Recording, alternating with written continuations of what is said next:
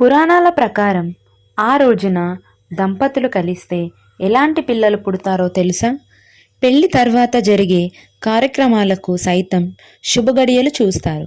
లేదంటే పుట్టే పిల్లలు సరిగ్గా పుట్టరు అని నమ్ముతారు. దుర్ముహూర్తంలో దంపతులు శారీరకంగా కలిస్తే ఎలాంటి పిల్లలు పుడతారో తెలుసా?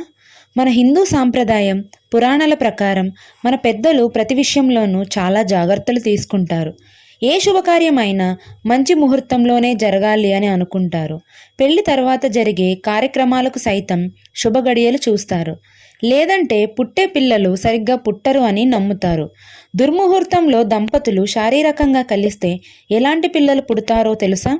దీని గురించి పురాణాలు ఏం చెబుతున్నాయో తెలుసుకుందాం.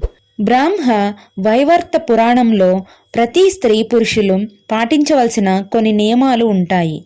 ఆ నియమాలను పాటించడం వల్ల జీవితంలో సంతోషం, ఐశ్వర్యం లభిస్తాయి. అదే నియమాలను సరిగ్గా పాటించకపోతే నష్టాలు కూడా వస్తాయి. అందుకే మనం ఏ రోజు ఏ పని చేయకూడదో తెలుసుకొని ఉండాలి. హిందూ క్యాలెండర్ ప్రకారం అమావాస్య, పూర్ణిమ, చతుర్దశి, అష్టమి చాలా ముఖ్యమైన రోజులుగా పరిగణిస్తారు.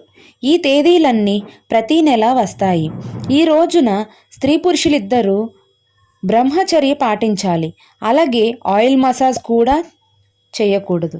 అంతేకాకుండా స్వచ్ఛమైన శాకాహారం తీసుకోవాలి.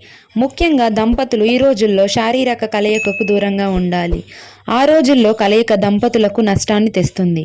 అంతేకాదు, కలయిక అనేది రాత్రిపూట మాత్రమే జరగాలి. బ్రహ్మ వైవర్త పురాణం ప్రకారం దంపతులు పగటిపూట సాయంత్రం వేళ శారీరక కలయికకు దూరంగా ఉండాలి. ఎందుకంటే ఇలా చేయడం వల్ల మహాలక్ష్మి దేవికి కోపం వస్తుందట. దానివల్ల స్త్రీ పురుషులకు ఆర్థికంగా నష్టం కలగడంతో పాటు కళ్ళు, చెవులు సంబంధించిన వ్యాధులు కూడా వచ్చే అవకాశం ఉంటుంది. పుట్టే పిల్లలు కూడా సరిగ్గా ఉండరట. బ్రహ్మ వైవర్త పురాణం ప్రకారం స్త్రీలు తమ భర్తలను బాగా చూసుకోవాలి. అదే సమయంలో వారికి కూడా మంచి గౌరవం దక్కాలట.